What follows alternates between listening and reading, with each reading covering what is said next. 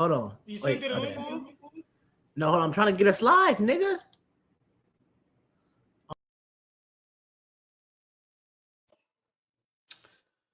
Welcome to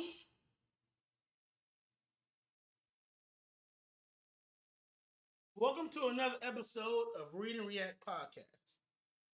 I am Trail, the GOAT, the greatest, the everything. Please help me welcome the co-host of the show, number 53, the Winter Soldier, my big-headed cousin, the creator of Read and React Podcast Anthem, When We Win. Please welcome Woo Young. Let's get it. Now, help me introduce my Ocho, my late partner. All right? He is the jit, the vote of the show. He already ready to talk and cuss me out, but that's cool.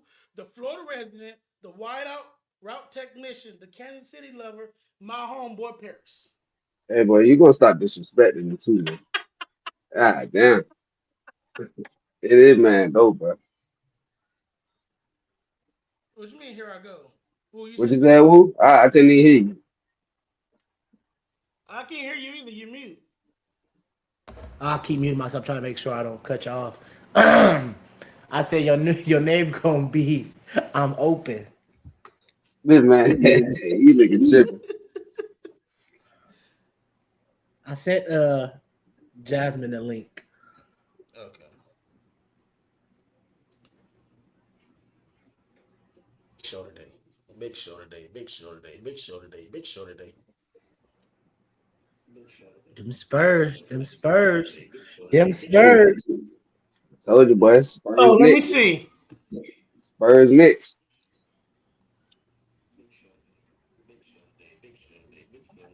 The Spurs are gonna win it though, so it don't matter. Yeah, Spurs and 6.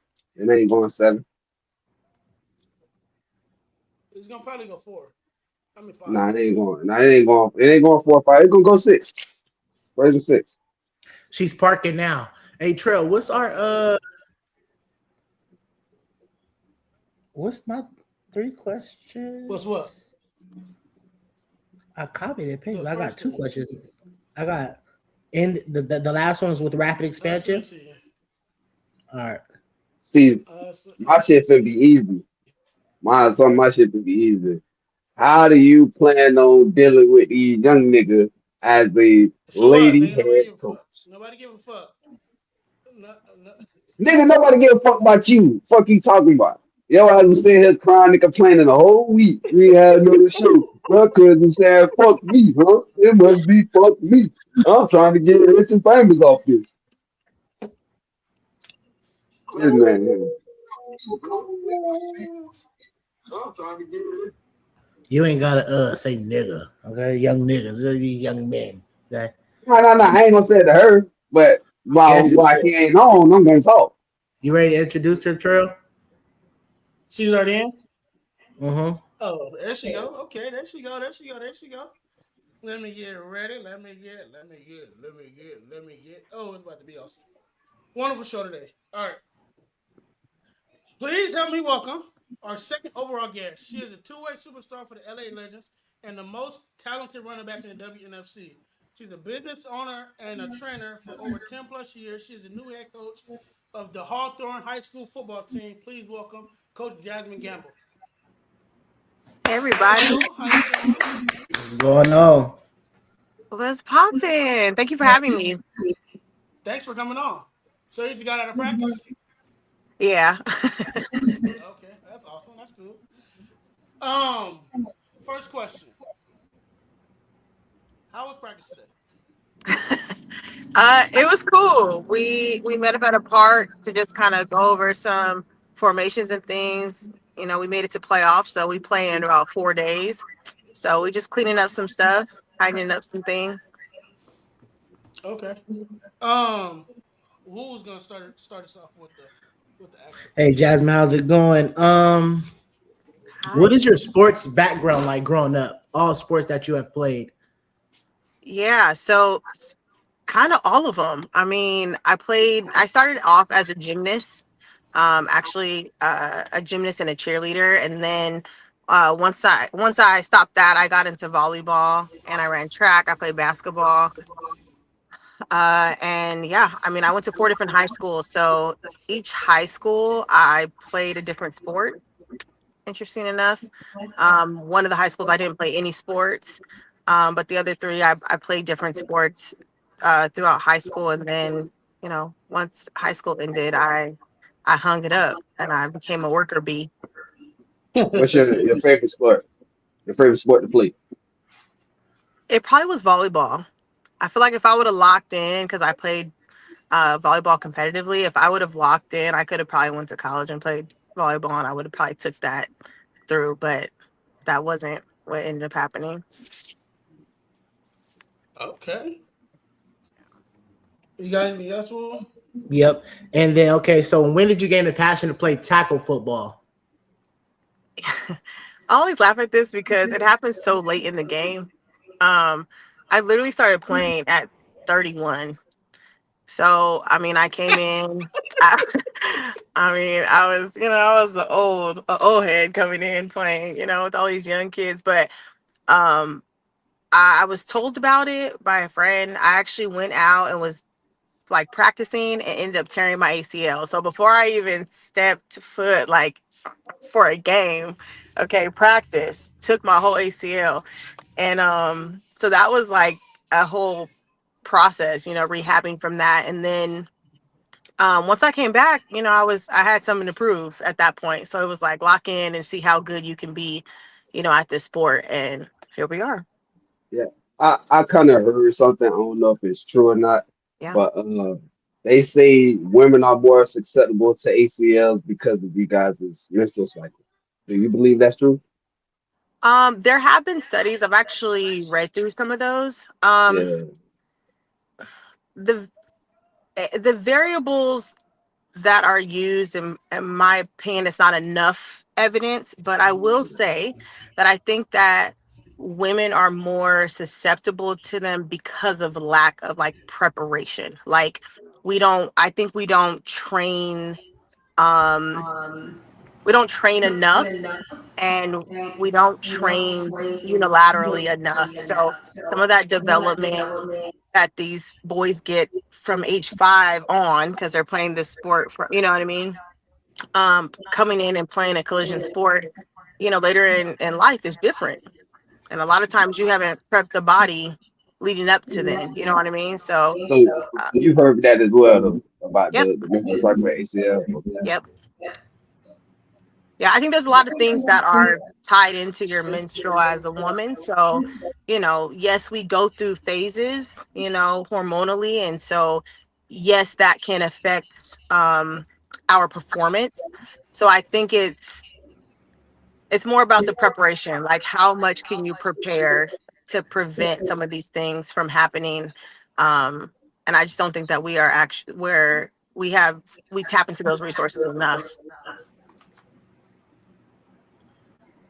Yeah, Okay, with the Okay. rapid expansion of girls and women in football, what would you say to their parents that are on the fence about their girls playing football? Tackle or flag? Either or, because I know like flag football is going into high schools rapidly. They're starting to be in there having the playoffs and everything, and tackle. Yeah, I mean, I think anytime your kid wants to play a sport, you should be on board with that, because you just learn so much as an individual playing sports. So I don't think that playing football is any different than playing, you know, soccer.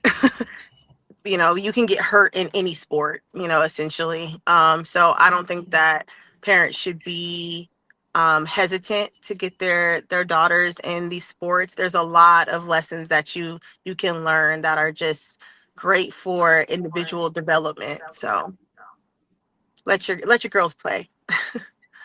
Yeah, I agree. Um, Let me ask you a couple questions. When Yeah. did you know you wanted to, and what gave you that final push to decide that you want to be a head coach? Yeah. One, this was my last year playing. And I think I was just reflecting on all of the things that I have learned in this space. And I mean, I've been a coach for a long time, not coaching the sport of football, but Right. I've been a coach in several spaces, right? Like just development in general. And if I'm being honest, even in this space, coming and playing for a women's league, it made me just kind of see the lack of development, like that piece that we just don't get. You know what I mean? And Mm-hmm. I think a lot of what we're missing is that piece, I've trained kids, I've trained boys for years, and I've realized a lot of what transfers on the field is what they're getting off the field. You know what I mean? And Right. so for me, it wasn't even so much about knowing everything about football, because I think great leaders know how to put people in place, right? But I think that for me, it was like, how can you develop them outside, off the field, so that on the field, all that stuff transfers, and you get the right people in place that can pour into them where they're strong at. You know what I mean? And maybe that's not your strength. So for me, it was more about development. So I was like, that is a niche that you have. That is a strength of yours. You know how to develop people. Um, Mm-hmm. so that's the next step. This sport has Yeah. given you a lot, and this is how you give back to the sport. Okay. And how many years have you been playing for the Legends? This is my fourth year. Okay. Oh, so Hmm. you getting in and getting out. Out of here. I'm out of here. So back to you coaching. What have you learned from since you took the job until now about the team? Oh gosh, so much. So one thing I will say is, like, coaching the sport of football is its own little world. You know what I mean? Yeah. And I was not a part of that world. Okay. So, I got thrown in real quick, and I learned very quickly, like, oh, okay, like it's a dogfight, low key. I mean, at the end of the day, everybody's trying to be the best. You know what I mean? They're trying to be the Mm-hmm. best, and and in so many ways, they're trying to be the best. It's because of them while these kids are the best. Mm-hmm. And that's something that I'm kind of seeing a little bit more of. I'm not mad at it. I just, I'm big on, like, actions will always speak louder than what you got to say. You know what I mean? So, I've just learned to take my time and to kind of like hone in on the things that I'm really good at, and hone in on the things that I'm observing from the kids, that it's just not clicking. You know what I mean? Like, there's a disconnect, And so for me, it's just been about honing in on those things and, like, filling in those gaps. Yeah. Like you said, you've been training and coaching kids for a while. When I started coaching, a lot of people were wondering how good I would be because they always thought I would say, "Why aren't you good as how I was when I played?" And but like you said, it's a whole different world when you get in the coaching business. It's a Absolutely. whole different atmosphere. Absolutely. Even as Let's a get player, back. they're like, "Can she coach? Is she's a player?" And it's Yeah. like, yeah, Uh there's huh. some transfer there. You know what I mean? It's Yeah. not. I don't think every player should be a coach. Right. Truly, I don't think it's for everybody. But I think people forget. Like, I have been coaching my whole career. I built a business from the ground up, coaching people. You know what I mean? So I think Yeah. that there's a layer of that people just forget, or they're not paying attention to. But yeah, I'm gonna be okay. Even when I started coaching, I will always Google and research the coach that I was coaching with. Was he good? Do he know what he's talking about? So, so I understand the kids Yeah. doing that. Yeah, the kids do that Yeah. to me now too. So, It's nice that um, I'm actually playing, though, because they get to see it in real time, which I think is something that is very unique in this space, right? Most coaches, they played already. They're like, back in, when I was in high fat like school, me. which I think it's great that, you still have those stories, but I do think it's unique that I am Yeah. in season right now, and they get to see it in real time. What that looks like, So how was that when they came to your game? Sorry.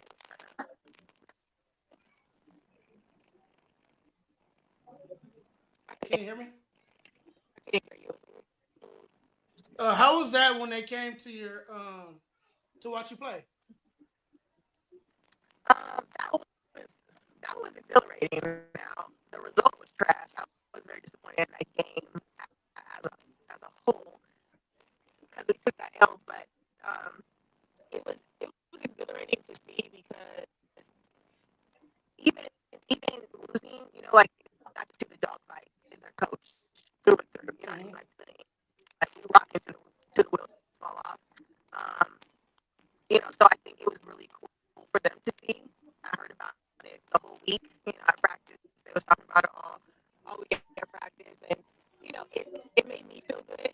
Because again, like I'm the coach, and they are having to prove their athleticism to me. But we can't forget at the end of the day, like I'm the new one, to them. So in so many ways, like I'm still, they're kind of looking at me to prove to them, that I know what I'm talking about, and I deserve Right. to be here. I understand that that's a part of it. I just, I do what I do, so they can't deny it. They're just like, yeah, our coach is actually pretty sick, like so that's cool. You scored like 2 or 3 touchdowns that game too, right? For the Utah game, I scored one got called back. Oh, So okay. yeah, but I Okay. scored one. Um, Perez, you got any questions? You want to jump in real Yeah, quick? I got a couple on. I got a couple on. This is going back to basically you coaching high school ball. You coaching varsity, correct? Mm-hmm. I'm sorry, guys. I'm not hearing you. It's getting really staticky when you talk. Oh, maybe try turning off your Wi-Fi probably.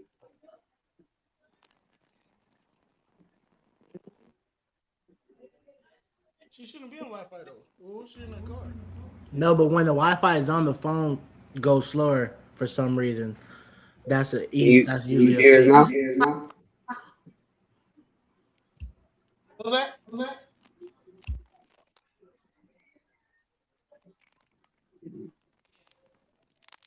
It's still very staticky. It's really loud and Let's see if we static. let's try to remove her and put her back in. Okay.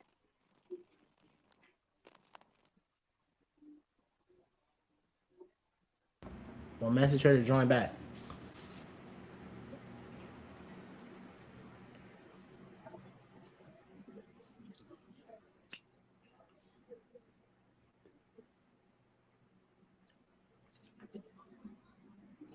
Dang, now answer the Damn, boy, same you question. sweat like some bitch over there.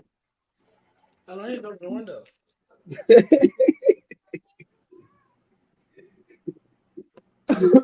Boy,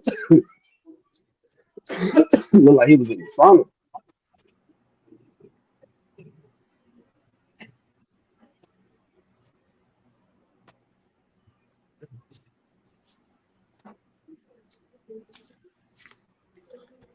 And when y'all be joining with the same link, does it allow y'all What you click the, said? do it allow y'all to click the same link when y'all be rejoining? I'll Yeah, just type in StreamYard. You got lower too. I got What do you lower. mean I got What's lower? what it? No, the trail, Lower what? your My shit voice. still clear. You still good, Paris. What about me? No echo. No nothing. They can clearly hear you. You just low for me. Well, you low, but you're not low. You still clear, but you low. Because I'm not screaming. Well, now you don't gotta scream either, nigga. But you earlier you was like talking to your mic like Paris. He's talking, but he's on his mic. You Oh, I just sat oh down, man. Fuck. What about now? yeah. Here she go. All right. Yeah, that sounds better. You can hear us? Yeah, way better. Can you hear me? Because now I'm in Yes. my car. Yeah. Cool. But getting back to coaching, you coach varsity football, right? Yeah. So I know you say you trained people before, but now you're dealing with an element of teenagers, some that's going into adulthood. Yep. How do you feel you'll be able to handle that? Where that testosterone, some might have ego, some may feel as though since you've been a woman, you may not know what you're talking about.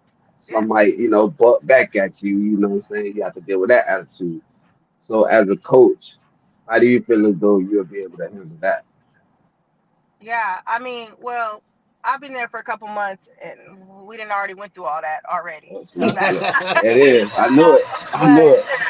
yeah, that was bound to happen because Yeah. kids are gonna try you. You know what I mean? Mhm. Like, and I knew that was gonna be a part of it.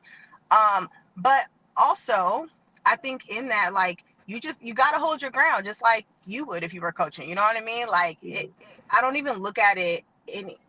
Everybody puts so much emphasis on like the gender, but for me, it's like it's a system. The system works. It doesn't matter what, you know what I mean, like what your gender is. If you have a level of confidence about you and you stick to a system, they don't have no other choice but to respect it or get gone. So I think coming in, of course they were going to try me, but I think when they realized, like, if we got to lose every game this season to prove to y'all that I don't care about just talent alone, like, you gonna show up and get with the program, you're not above the program, like, y'all gotta know that we will lose every game this season.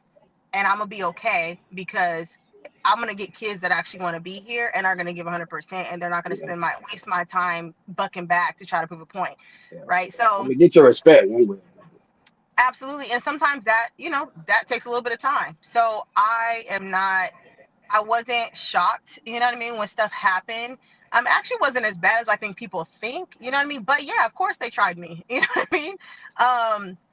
So I don't even, it wasn't even about like me being a woman, like how am I gonna hold my own? It was more of like, this is the program and you're not above it. So you figure out what you want to do. You know what I mean? Like, I'm not begging not one kid to stay on the program. Like, if you feel like you're so talented that you're above the structure, then you need to be somewhere else. Because in college they don't care. And if that's your goal, you know what I mean? Like, my role as a coach is to prepare you for the next level. Even if that is not college, when you get out of high school and you go on and live your life for real, people are gonna come up to you all the time, or you're gonna have adversity all the time. How you gonna deal with it? You're just gonna buck back, and so I feel like being a good coach is not just, hyping Especially them when up, or hyping them up because they're, it's like, how can all these things transfer, and also, like, how can you have a good attitude while you're developing, you know what I mean? So yeah, we had already been through some things, and we came on the other side of it, you know what I mean? And if I'm being completely honest, the boys are locked in, you know what I mean? Like, I've heard the feedback from the parents. I even sometimes when I'm kind of, maybe having doubts, like, I wonder how this kid feels or whatever, like, I'll get a email and they're like, man, like, these kids, you changing something, in them. Like, they talk about football different. They're excited to go to practice. So for me, it's like, I've already won. You know what I mean? If I got more kids out here that were here last year, I've already won in that space, because that was my job. Get people in here, get them excited to play, and teach them, so I yeah. feel that. Cause I got a daughter. She's multi-talented, plays multiple sports. She's 13 right now, and right now she's in flag football right now, and that's what we're gearing towards. So I kind of try to push her to that same thing of just going out there, not being scared, just going out there playing. So my next question is, do you see yourself going back to tackle women tackle football and like continuing to play? Because That's a my good daughter question. wants to play tackle football, and I told her as long as there's a women's league, I'll allow Yeah. you to play. I wouldn't let her play tackle football against boys because I know how Yeah. things can get. You know what I'm saying? Like I know how extra kids can go and do too Mhm. much, and I know how things get underneath the pile. So Yep. playing against women, I'm cool with it. But playing against girls her age playing tackle, I'm cool with it. So I want to know like what's that transition like going into tackle football for that? Yeah. For girls,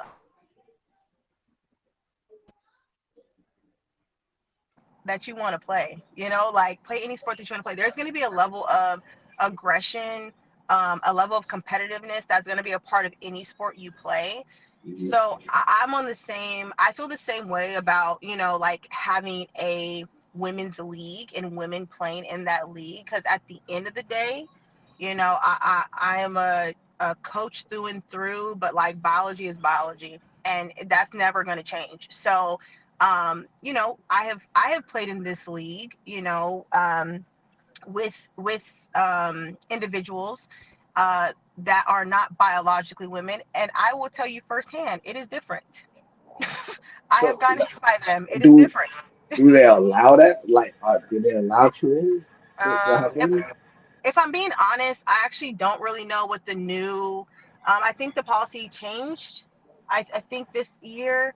Um, I don't know if it's just like, oh, like trans can't play, or it's just a matter of like there has to be certain tests submitted and things like that. If I'm not mistaken, I think it's more on that side. But the point I'm making is it is very much, it feels different as a woman getting hit. It feels different. I feel like I can speak on that, you know what I mean, being in it, it is different. But my point is like, I don't, if there's a women's league, let the women play. You know what I mean? Like, Yeah. why wouldn't she have to be able to play? Like, she's, going up against, you know another woman that has, the same level of competitiveness and maybe aggression or whatever, and she's going to get better being up against someone who maybe has a little bit more, or maybe has more experience or whatever. We all grow in this space. Like, I have become a better athlete being in this space, you know Mm. so, I mean, let the girls play. I think going from flag to tackle, it is different. I think people think it's the same. It is not the same. It's very Right. different. You know what I mean? It's very different. Um, and the recovery is very different. I think people forget about that part too. Like, I'd be down a whole week coming back up playing running back. I'm like, whew, this is big and this is inflamed. And you know what I mean? It takes your body some time to recover, and unless you're playing these positions where you're like on the ground all the time, you really just cannot relate to what that feels Right. like. You know what I mean? The week after. So, if you rough and tough and that's something that you can get with, play. You know what I mean? But if that's not something that, you want to experience, like having to actually recover from the game itself, then I would say stick to flag. What was your Speaking on that, ACL? Oh, my bad. New level. Was your ACL your only major injury? That was my first Your major first and only? injury. At, well, I mean, I broke a bone in my hand a few weeks ago, but yeah, Oh, you know damn. that was that. I'm all right. Okay. I'm all Okay. right. But speaking speaking on health, how is the overall health of the team going into the playoff game? we're good. Our last game we had taken some hits, so actually we didn't have some key players playing in our last game. I mean, and we won. So a part of me was like, well, we all Yeah. right. We got a few of them back, so I'm excited. About playoffs. I feel confident. I've never not felt confident in our team. I just think that it's like anything. When things come up, there's like a synergy that has to be created, right? And we Mm-hmm. lost our quarterback our first game, Week one, so right? Yeah. yeah, we didn't have like a backup quarterback. We kind of had to make a quarterback. So we've been navigating, that a couple of our big top dogs on the line, they got hurt. So we were down. So we've just had a lot of adversity all season. So Mm-hmm. I'm proud of us. Like, I'm like, shoot, we made it to playoffs with all these, Right. hiccups. We gonna be all right. So week two, y'all played against the Rebellion, Yep. right? I think they ended 5-1 or 6-0. They ended 5-1 because they lost against Kansas City. Right. And Yep. and that game, it was a real tight game heading to the fourth quarter. Seven Yep. fourteen. Y'all had a boatload of penalties, several turnovers. That was the There were first week without the 8 turnovers. eight turnovers. 8 turnovers. That was the first week without the starting quarterback, Yep. and y'all was in that game into the fourth quarter. So, Yep. what is your confidence level heading into this week's game? Yeah, I mean, I feel like I've never felt like they weren't a beatable team. Okay. Like, that's Uh-huh. just, I never felt like that. So for me, it's just a matter of execution. Like, I think any team is beatable, right? And Right.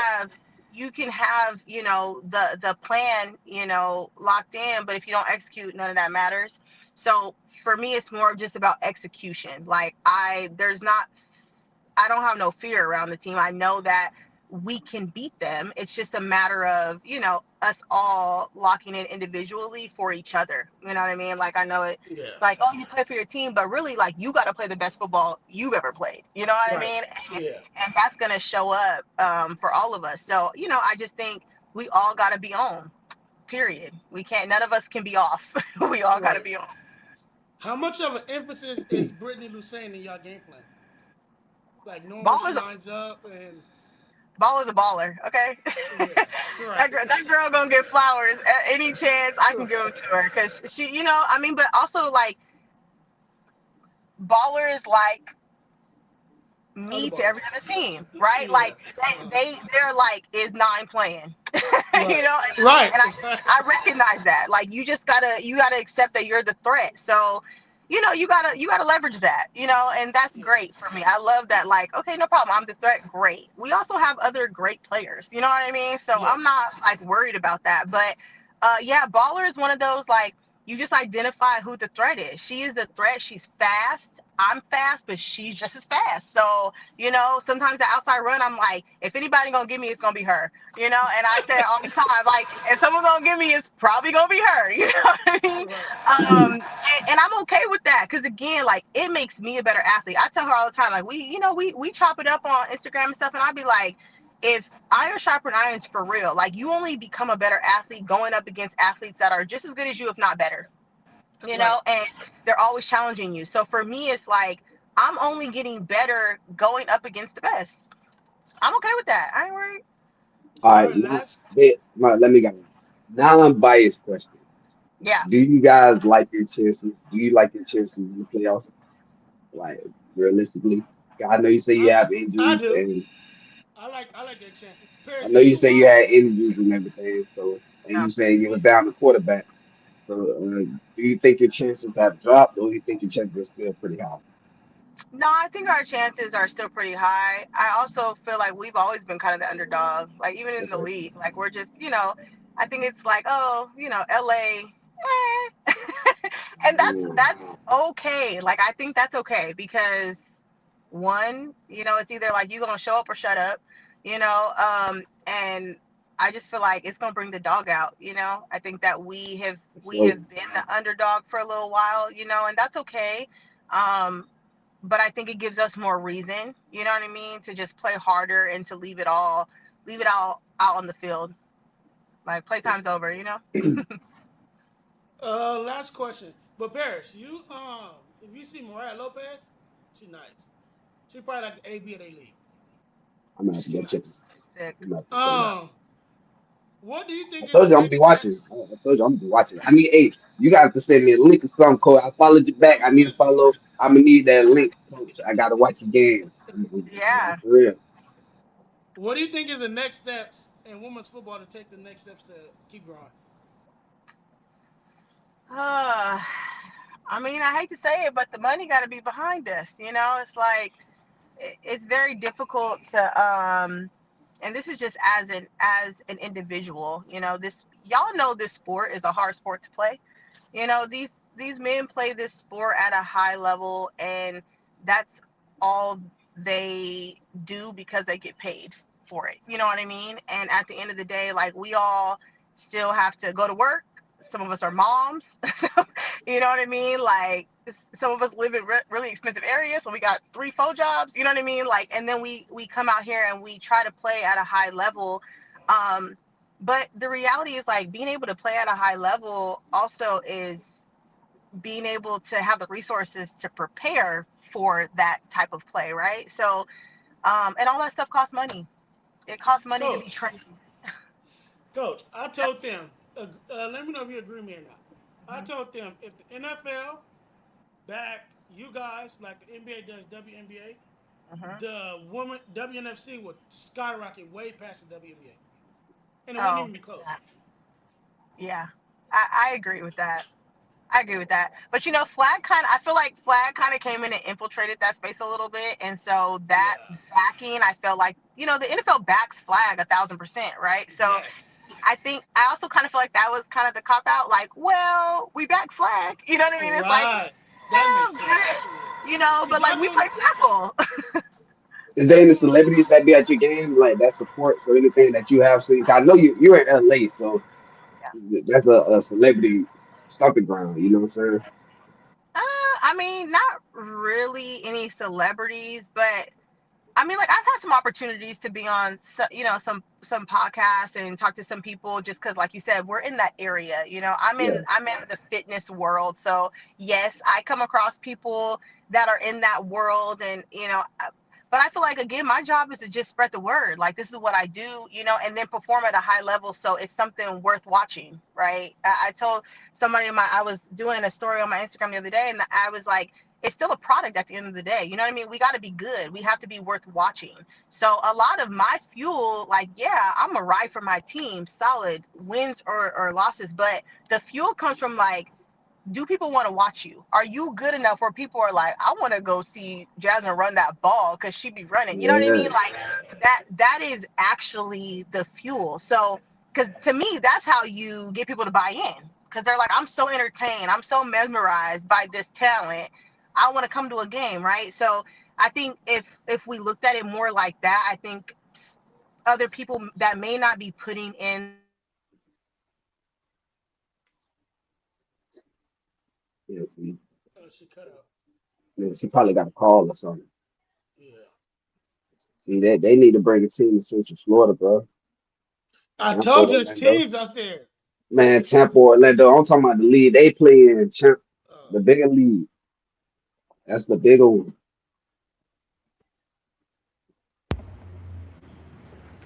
I think she cut out. Oh, she's in again. So sorry. No problem. Can y'all hear me? My phone, it got hot and it said nope. Yeah. It's all right. um but my point was like, if we prepared better to perform better, then that buy-in comes because Mm-hmm. our product is solid. You know what I mean? So I still think it's on both sides, right? We need the backing, but also as players we have got to, we have to take it just as serious, Mm-hmm. as the league is trying to take it to advance it.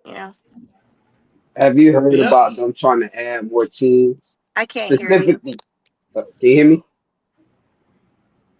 You He's still can hear asking. me? She can't I hear you. can't He's hear. asking. Have you? Can you hear me? No. You can't hear none You of us, can't huh? hear? No. Hello? Now I can hear. Oh, okay. All right, He can you I hear can't asking. us? hear Paris, but I can hear you, Chuck. Oh. Okay. Right. He's asking. He's asking. Have you heard of the league trying to expand and build more teams? No, she can't I'm sorry, I didn't hear that. hear. Yeah, You cause asked her, it seemed like she heard you Oh, he said, have you heard of the league expanding and making more teams? specifically in Florida, I have not heard Central Florida. about that, but I think that that's like always the goal is, them trying to expand, get more teams. I mean, there are other leagues, you know what I mean? So I'm always thinking like, man, if we just combined, but I think again, I'm sure there's plenty of politics behind that, yeah, but as long as I think there are multiple leagues, I think it's always going to be kind of an uphill battle. I agree. I don't know Well, if that's thank going to you, change. Coach. Thank you, Coach, for coming on. We will be I following can't you on hear the you, Hawthorne. but I could Okay. hear. Is it Woo. one young? I Who can't hear. young? Yeah. Yeah, Woo Young. Okay. Close us out, Woo. Well, we're just thank you for coming on today and thank you for your time. Yeah, thank you for having me. That's weak, man. Ask some more. I Right. hope to see y'all at the. I hope to see y'all streaming the game. Where's the playoff game, Woo? I'm trying to read your lips, Cheryl. I can't hear you. Ask him Where where. is the playoff game? He was asking. It's in Salt Lake, in Utah. Utah. So Salt Lake, Utah. we'll all be out there Thursday, It's and a then it's a the 3 day first game is weekend, ain't Friday. it? We play at 2 p.m. on Friday, and then if we win, we play on Sunday. What? Back to What? back. Yeah, I can see your expression. I can't hear you, but I can see your expression. I told you That it is takes weeks to crazy. Hell no, recover, right? hell no. I Hey, told you bro, it hey, takes bro. weeks to recover. Yeah, yeah, yeah, Hey, yeah, hey, hey, Woo, tell them, bro. Tell them, yeah. bro. They can't do them like that, bro. They can't do them like that, bro. Nah, that's harsh. Nah, That bro. is That's fucked up. harsh. They don't even do No, that to the.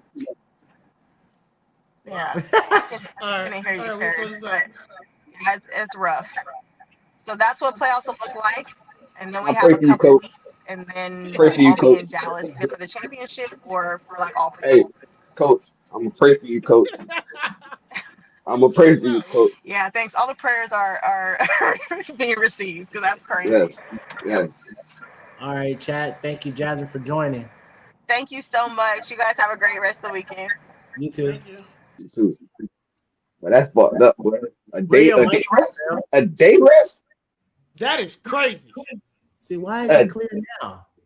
I don't know. A day rest, nigga. But this ain't AAU basketball. This ain't bad. This Kylie, this Kylie coming in next. We got The Kylie. fuck? Ready to introduce Kylie, Trill. She's Okay. already in here waiting. Hold on. Okay, so our next guest is a true elite athlete, a former Oregon Duck track and field standout athlete. Um, she's one of the best DBs in the WNFC. 2023 Special Teams Player of the Year, an All American. Please welcome Kylie O'Connell Harrell. Hello. How you doing? How you doing? How you doing? She don't have no shirt on. Good. Can you guys hear me? I had to walk straight from practice to a coffee shop. So there's a little bit of background music. Yes, we hear you. Thanks for joining us. Of course. Thanks for having me. Who are you gonna start us off? Yeah, I'll start you off with a quick question. What is like your sports background like growing up? What all sports did you play?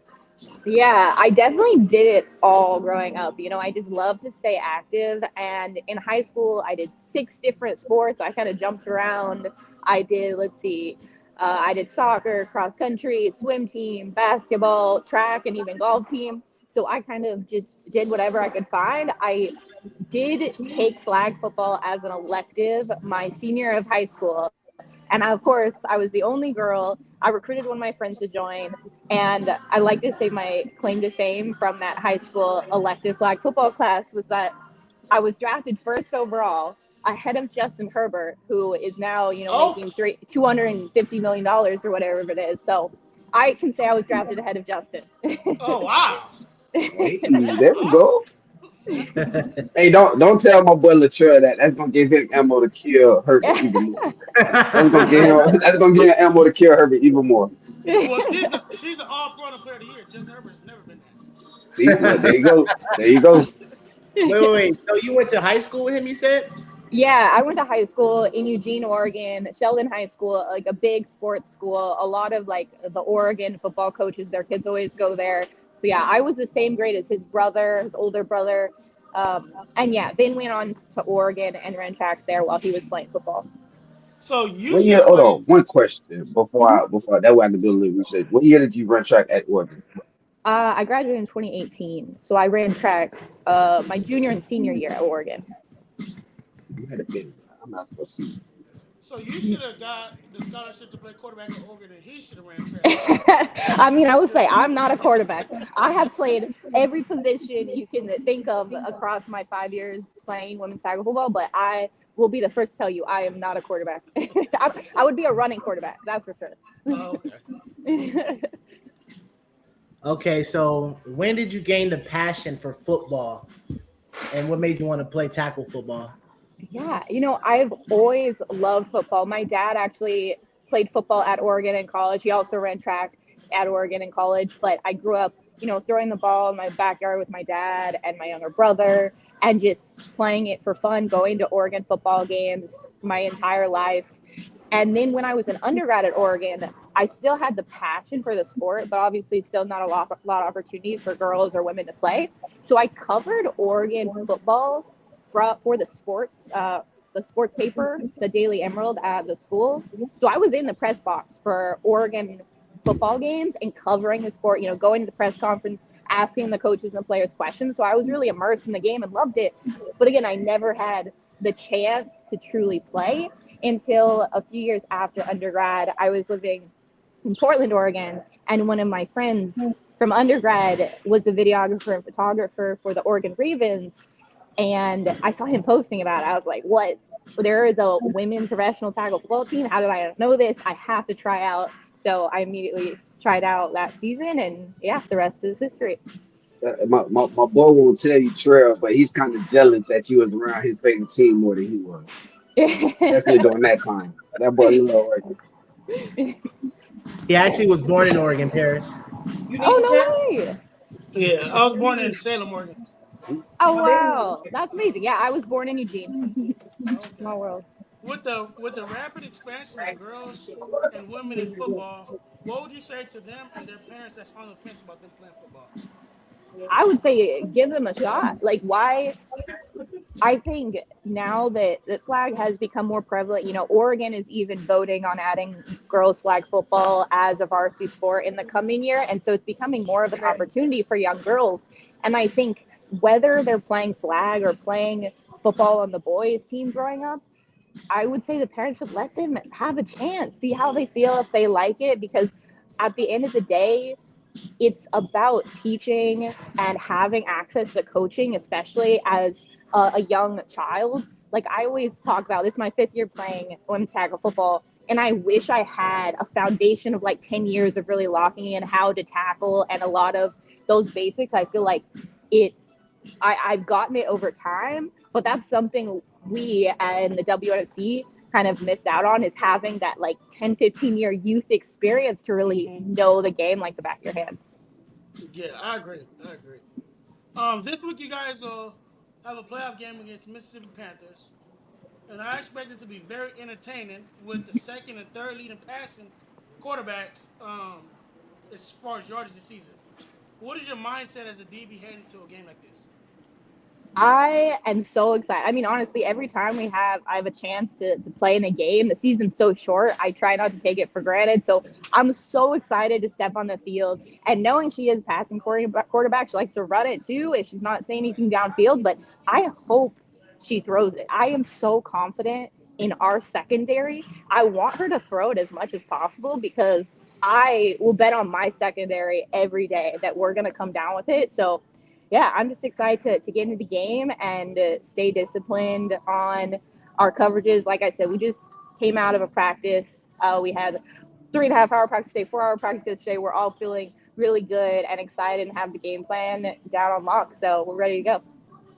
With that being said, how much pressure does a quarterback like Regina Jackson put on you being a dual threat with her Mm-hmm. rushing for over 200 to 300 yards a season?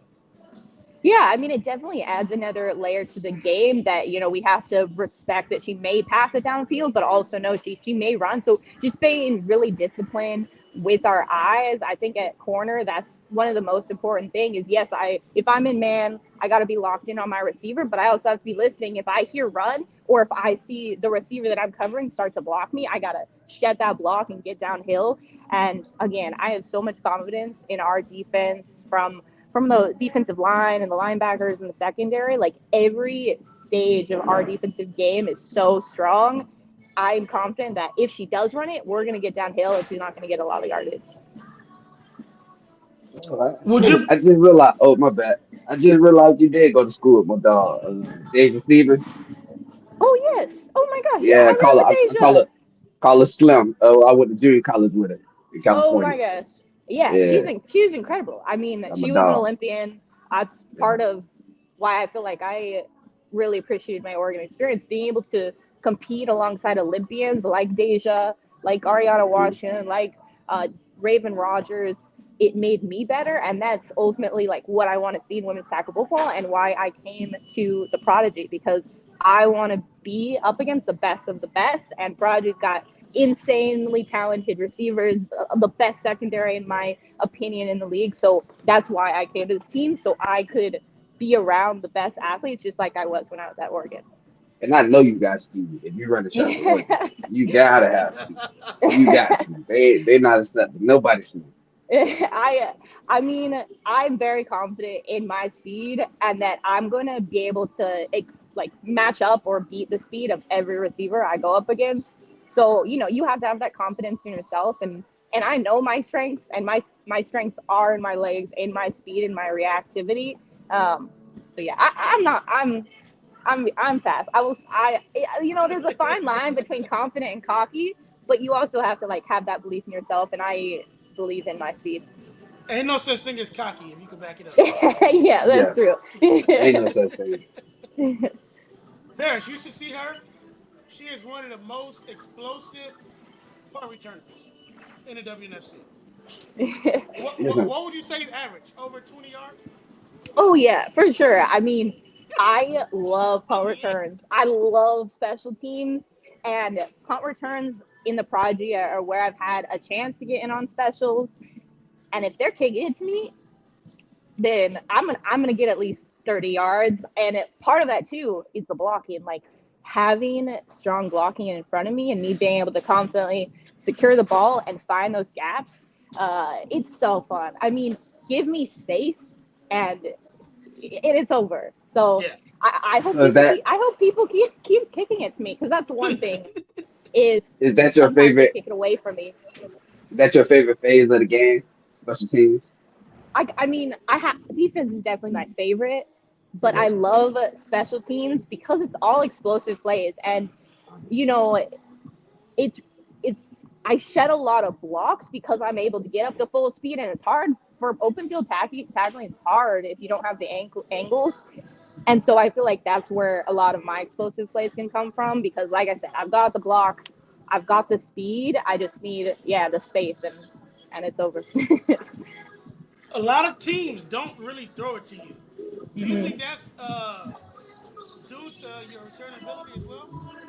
Yeah, I honestly I take it as a compliment. Like one thing about being a corner and especially a corner that does play a lot of man, I may not get thrown the ball a lot, but that's probably because I'm covering them so well. So I have to take it as a compliment. I can't get lost and get complacent because I'm ready when they are going to finally throw it my way. But I think that's one thing in the NFL. AWS had some data. They had like trackers in shoulder pads. They were able to track which DBs actually were like targeted the most and like how close they were to the opposing receiver, things like that. So it on the stat line, it doesn't show up because the ball's not thrown to me as much. But yeah, ultimately, I take it as a compliment, and I'm just glad that I'm able to do my job as a corner, and whether in man or we're in zone, yeah, doing whatever my responsibility is, and making sure our defense is set. Do you ever get bored? Like going games where it's like, all right, I'm not getting no action. They're not even looking my way to even throw the ball. And do you ever be like, you know what? I might bait them. I might give you a catch or two just to get them a little confidence to keep going the way I can make it. I mean, I won't say I get bored, but I definitely get eager and like anxious for some action. And so I will Yeah, say, if it starts not coming my way, sometimes I might cheat a little, give them a little extra space, try to bait the quarterback to throw it to me. Because again, I'm confident in my eyes and my discipline and reaction to be able to jump on the ball, even if they've got a little bit more cushion. yeah. Because I try to teach my daughter that as well. I had to move her to safety because she used to get so eager about it. So like I corner, I tell her, listen, it's a compliment they're not throwing your way, but I get it. You know what I'm saying? So Yeah, I had to tell her, listen, let him catch a pass or two. Let them catch totally. one. Let them catch one. That way they can feel good, have the quarterback feeling good, and then when they really feel like they can go anywhere and just make the pay. Love that. You play for the Kansas City Glory as well Last before, year, correct? last year, Last yeah. year? So I played 2 years for the Oregon Ravens. Then I moved to Boston. Played 1 year for the Boston Renegades. It's in a different league. Oh, okay. And then last year I played for Kansas City Glory. And then yeah, this year I came to the Washington Prodigy. How does that So work? So yeah, I live in Boston, and so I'm a travel player, and that is something that's a bit newer for the Prodigy. They've got so much talent in the DMV, but this year they did bring in some outside players. Selena and Stephanie Pastel from I play with at the Renegades as well. They also are travel players from Boston, but essentially, I have traveled. I mean, DC to Boston, thankfully, is not too bad of a flight. Like Kansas City, that was a trek. Um, but I try to make it down as much as possible. Since we are hosting playoffs here in DC, I was able to come to practice yesterday and today, and then I'm staying the week ahead of playoffs, and we have practice Tuesday as well.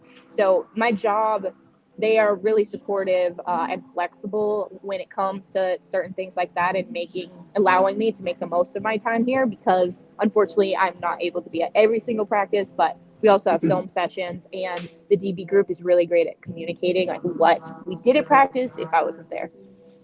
So Okay. there's like no transfer restriction or anything. Like if I'm playing for LA this year and I decide to play for Kansas City next year and then play for Atlanta the year after that, that's possible with no type of restrictions. Yeah, ultimately, every time we sign with a team, we're signing 1 year contracts. So after the season Okay. ends, we can enter the transfer portal, and essentially, you have to make your owner and your GM and the like head coach aware that you are entering this portal, and then it's like free range for any team to reach out to you. This past fall, when I was a free agent, the WNFC put on a combine in Miami. So I was able to go to that and really showcase my skill set. There was a 5'10" 5" at the combine, and I was the top athlete in the 5'10" 5. And so any of those like testing is just my bread and butter. So I was so excited for For that. sure. And yeah, I was able to go to the combine, show out there, and then start having conversations with teams. Who's faster, you or Maria Tafali? Oh, okay, Maria. I love Maria. I love Maria, and she is speedy, speedy. But But she again, ain't fucking with you. going back to the confidence in yourself, like I have to pick myself every time, because Of ultimately if course. you Okay. don't have the confidence in you, then you've already lost. So all Yeah. respect to Maria, she is an incredible athlete, and she's actually gone off this year. It's been so fun to see. I'm Yes. always rooting for her. But yeah, I would pick me every day. She is a Okay. former Oregon track and field athlete. Come on. Going back to you playing DB. When the ball is in the air, what is your mindset? Don't let them catch the ball or go for the pick. Go for the pick. I mean, one thing that I have challenged with is like when I'm in man, I'm so locked in on the hips. I've tried to get better at like trying to make sure I see when they turn their head, because I'm so dialed. My eyes are not going off the hips. But yeah, if the ball's in the air, and especially if we're in zone, and I'm able to like key in on the quarterback and the receiver, that I'm looking for that release and trying to go up to make the pick. I'm Okay, tell I so love it. I love it. Because real, so most DBs play to not get beat. The great ones play to make a play. You know what I'm saying? And to hear you say that, I love it. I love it. all right, so it's 39. You Mhm. versus Paris. Paris is about five. How tall are you? 5'8", 5'9"? 5'8". Okay. Paris is 5'8", 38. Are you locking him up, or what's going on? Yeah, I'll take man any day. I love playing man. So I'm man. I'll be like inside shade to cut off the quick slants. But That's yeah, fine. I'll give It, you a few you, yards. listen. You'll give him 7 yards, I right? love it. Fourth down. Yeah, he can have 7 yards as Sure, long as he doesn't get the sure, fit first. sure, But I'm confident I'm getting a PPR sure, pick. Just saying. sure, sure. I'm not worried. I'm not worried. I'm not worried. I don't know why you put that out there like that, but no, but for real though, I do like it. I love the confidence that you have though, because playing DB, like all of us know, that is like physically that is the hardest position to play, and mentally is up there as well, because you Mhm. can give up a 30-yard, 40-yard catch, and it's like you have to immediately forget about it. You have to immediately forget about it and move on to the next play, because if not, you're gonna get burned again and again and again. So you gotta lock in, and it's like to see you like say that's my favorite over special teams, because everybody want the ball in their hands. So a lot of Yeah, people would say, "Hey, yes, give me special teams. I get to shape people. I can score touchdowns." For you to say, "Nah, I like defense. I like to play defense. I like to play defense." That shows that like you have a special skill, a special mindset to yourself that are different from a lot of other female athletes that I've met. So I like that. definitely. I appreciate that. And I mean, I love playing corner because of the challenge. I played a lot of different positions over my time playing women's tackle football. When I was out in Oregon, I played every snap. I was playing receiver, I was playing free safety, I was doing a bit of running back sometimes. I was the kicker for the team, I was the kick returner for the team. So I've kind of So I done like Pee everything. like pop water ball, Yeah, playing everything. I've played everything, but Corner I love because you not only, kind of like I was talking about earlier, have to be able to match the speed of the receiver, but you have to stay disciplined and anticipate sometimes, like really have that football IQ of based on their alignment, based on where they're lined up, understanding what routes are they probably going to run and where can I put my alignment to make sure I'm in the best position to make a play. So I think it's so challenging in that regard, but that's what makes it fun. Is you have so many things to think about, ways to stay disciplined, and ultimately have to be super explosive, super fast. And to your point, having that like a goldfish mindset, because they have a short memory. So being able to, okay, if a ball is caught on me, that's a pass. There's nothing I can do to change that, but how can I make the most of this next play? Because even when we played Texas earlier in the season, there was a ball caught on me, and I was right there. I even had a hand on the ball. I was like, man, I was right there. But then it's immediately in the rear view, and then it was like the next play I got a pick. So it's like the game can change that fast. You can't dwell on mistakes or things you could have done better in the previous plays. Last question. Last question. What are the next steps to help women's tackle football grow? In Yeah, your opinion. I'm. Yeah, I caught the end of Jasmine's interview, and I know she said money, and ultimately, investment in the game, because to build awareness, it takes a lot of money. Because so many times, if I'm talking to someone about women's tackle football, they're like, "What? That's a thing? I had no idea." And so we really have to build that awareness, but it's not cheap marketing dollars and creating that spin and that ROI. But I think the league is doing a great job to tell the stories of the athletes, because it's truly the stories of these game changers, like Maria you were talking about, like really highlighting her and having fans know who she is and being able to root for her. That's what builds the fandom in the game and what we need to continue to do. I also love the way the league is structured. They're really trying to see what teams can support a women's football team and have that community and have that grassroots fan structure in the city. So we're seeing what locations like DC. When I was in Kansas City, they have an incredible fan base, like sold out crowds. Oregon also sold out crowds. So understanding what markets work best for women's tackle football and then really investing in those markets. Mm-hmm. Okay. See, I'm gonna check your page out because I want to know. Are you like to come up and stick your nose in the fan? You know what I'm saying? Like to come in What? for the ring game? I was like, do you like to come in and stick your face in the fan for the ring game? Are you Do active you for the like? ring game? Yes, like Oh, so I you will like to get hit? downhill. Okay, I will get downhill, absolutely. Anytime, stick your yeah, face in the even fan. yeah, no, I that's part of why I love defense too, is you there's no other, game or space where you really get to go and tackle someone at full speed and not be like in trouble for it. So, yeah, I will absolutely get downhill in the run game. I'm small, but I'm strong. So yeah, I'll get downhill quick, and then I just got to work on getting lower. And yeah, even there was a fullback against Texas who had 100 pounds on me, and I went way too high, and I don't. It, I'm like, 100 pounds of me. What am I doing? I got to go for the ankles. But yeah, I love getting in on the run game too. I think I remember See, that that's play. good. I like that. Well, thanks for joining us. Good luck this weekend.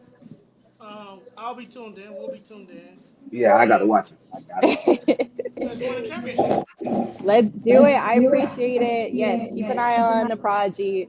I'm so confident in this team. And yeah, it's truly like such a family. And we've got so many talented players.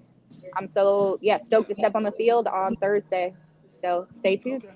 Oh, you guys play Thursday. Yes, we play Thursday. And then after that, Saturday. I know it's Oh, quick turnaround. okay. So East Coast is Thursday. West Coast is Friday. East Coast Oh, Saturday it's, and it's, it's Sunday. West Coast Friday? I think Interesting. that's what Yeah. Jasmine said. Okay. Yeah, we play Thursday, Saturday. Okay. Okay. Yeah, I'll be tuned in. We'll be tuned in. Love it. All right. Have a good one. Awesome. Thank you so much for having me. You're welcome. Bye. All Bye. right, you have a nice one. Good luck this year. Good Appreciate luck in the it. playoffs. Yes, thank you. Bye. Bye. That was awesome. That was Awesome. But she, well, Oregon don't sprint. She got that. You know she got that speed. But sure, I ain't gonna lie man. to you, Trey. You set her up for that one. Now. I didn't even know Shit. Justin Herbert. Shit. Justin Lock you Herbert. up. Paris. 3rd and 8. it was 3rd and 5, maybe you could get on a little option route or something. Bro, But 3rd and 8, that's you too make it far. seem like no. What the fuck that got to do with anything? Hey, bro, stop trying me, bro. I can hit it with your post. I can hit you with the goal. I can hit you with a comeback. Hey, it don't matter if you play inside 11 or not. I'm still finna step you and get inside. Come on, Trail, man. This is years and years and years of this. Man, you might get stuck on her Years arm. and years and Listen, years. listen. How about this? How about this? She How might about this? jam you with that inside arm. Hey, how about this, Trail? My same daughter who you be hyping us saying she was raw.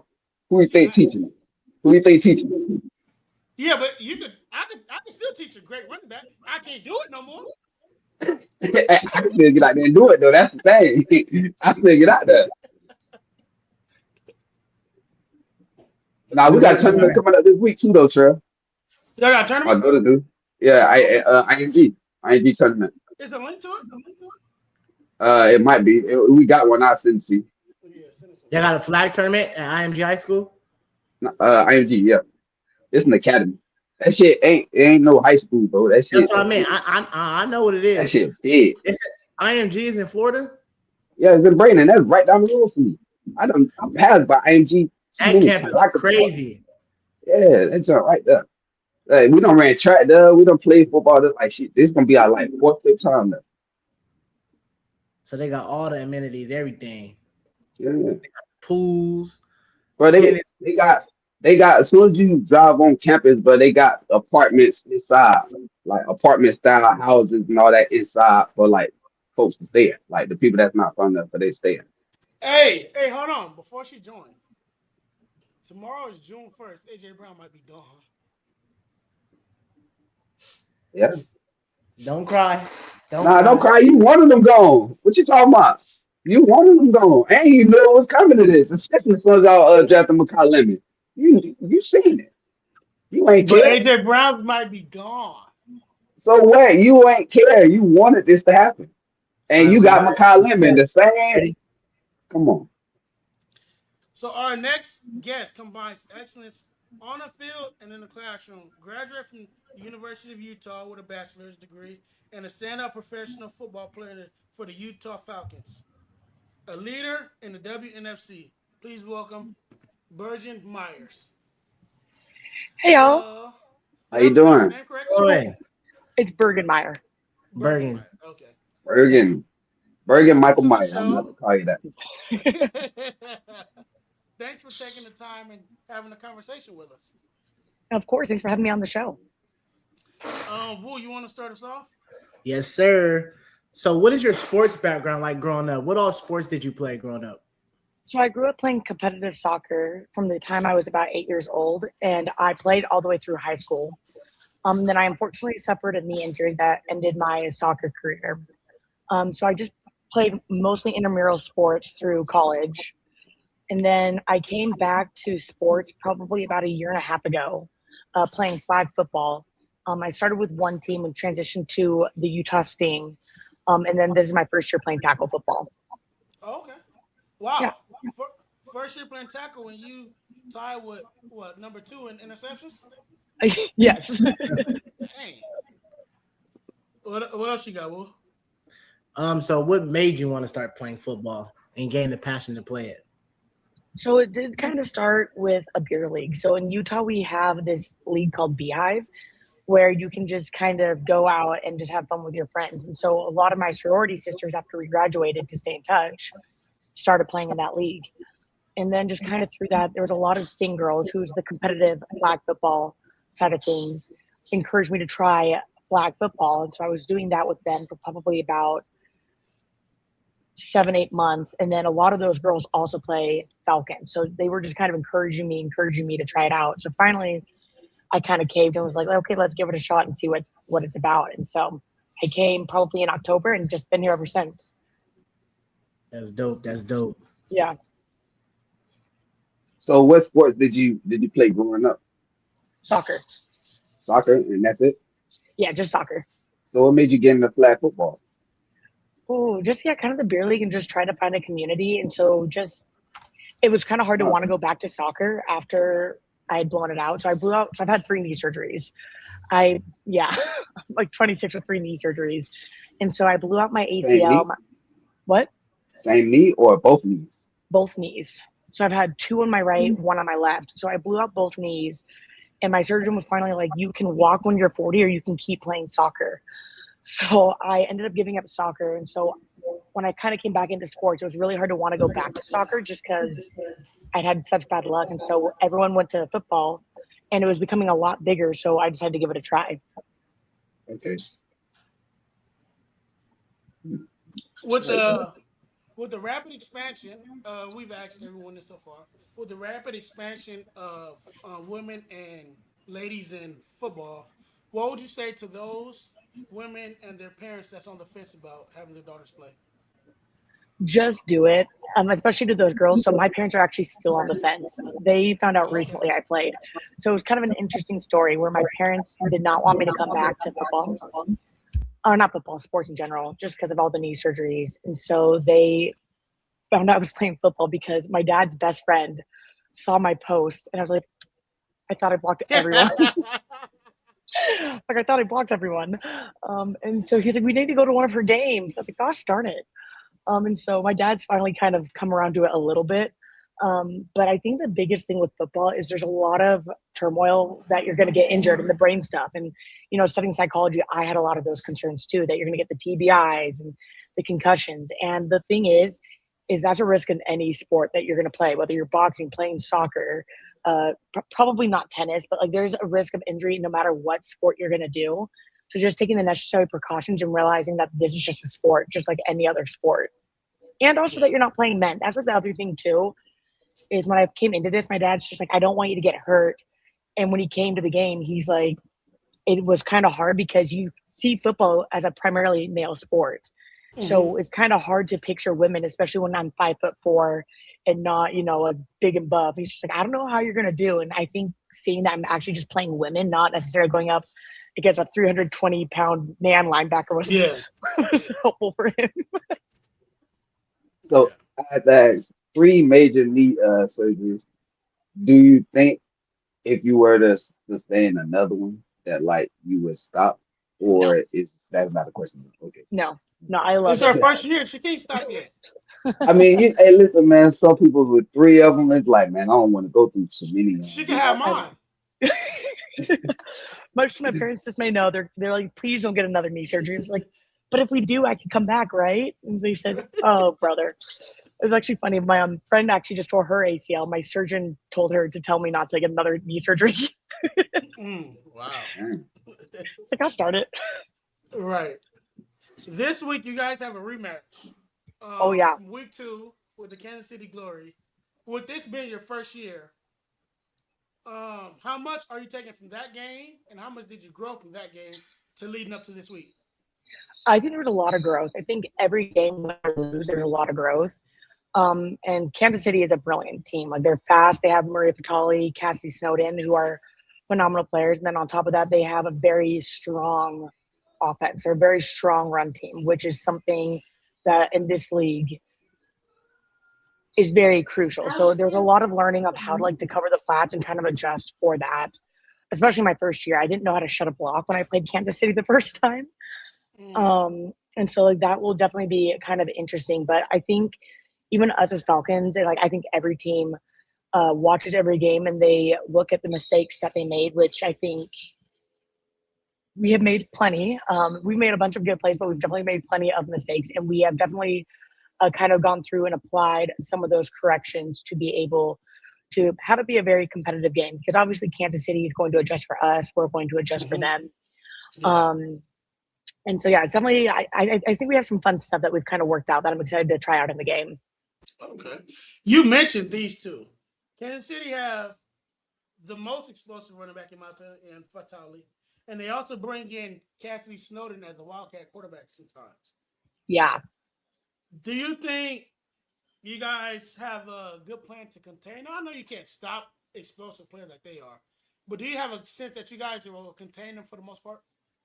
I have a sense that we have some stuff up our sleeve to try and attack those explosive players. Because just like you said, Maria's easily one of the best fullbacks, running backs in the league.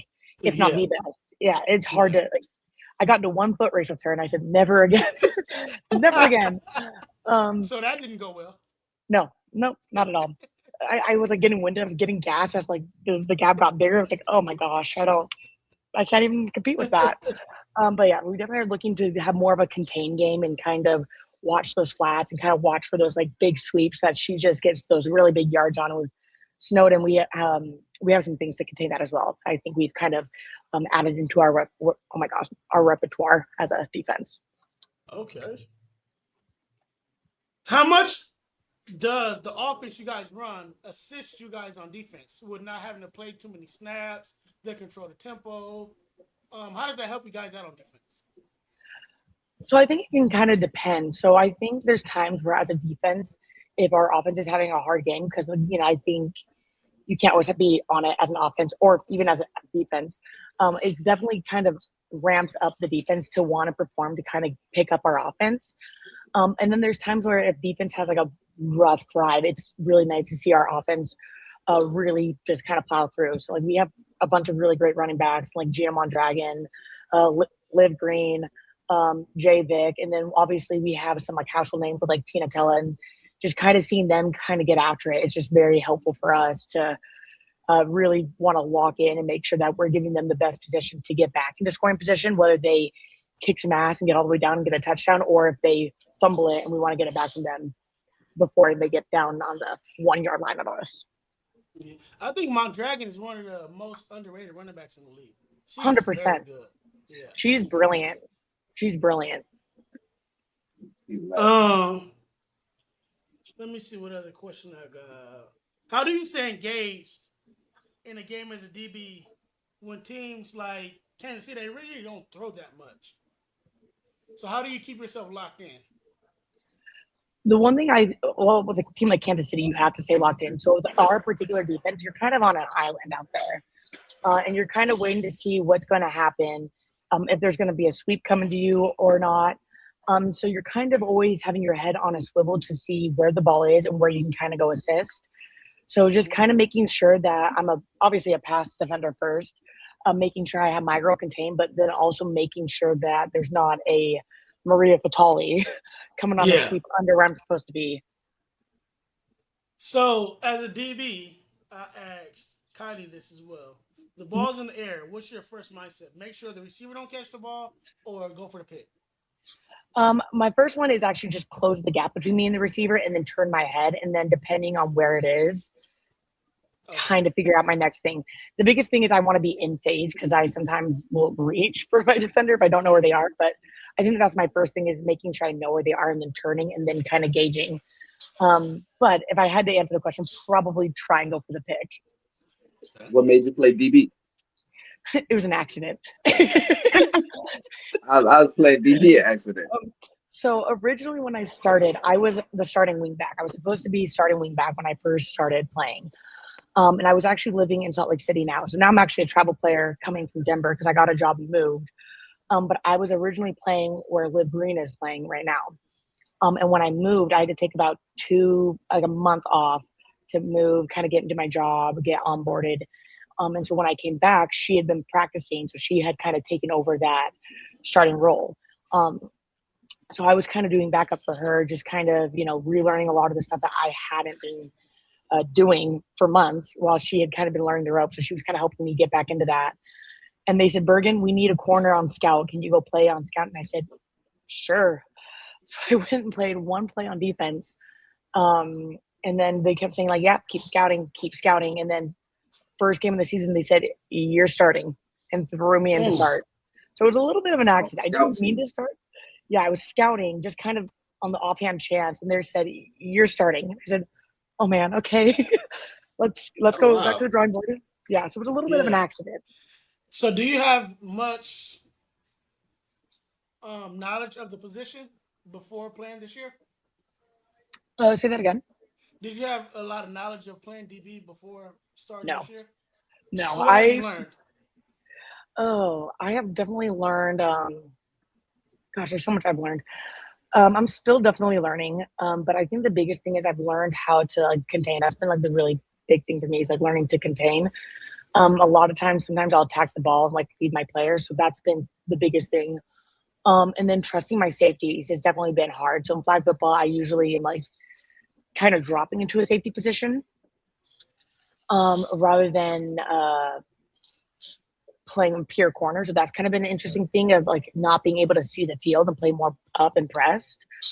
And then keeping my head on a swivel has been really tough. And then also I think some of the big things too is even learning some of the terminology. Like I'm still learning like what an outside linebacker is or what a tight end is. Like even the other day, even after playing a season, I said, "So what's a tight end?" And they said, "Bergen." Come on, man. I'm like, "I'm sorry, guys. I'm not." I'm like, "What is a tight end?" And they said, "You're essentially a standing receiver on the line." I said, "Oh, that's great to know." Do you watch football at all? I do. I primarily watch college football though. I don't have an NFL team. I'm a really bad football player. Like, oops. Not really. Not really.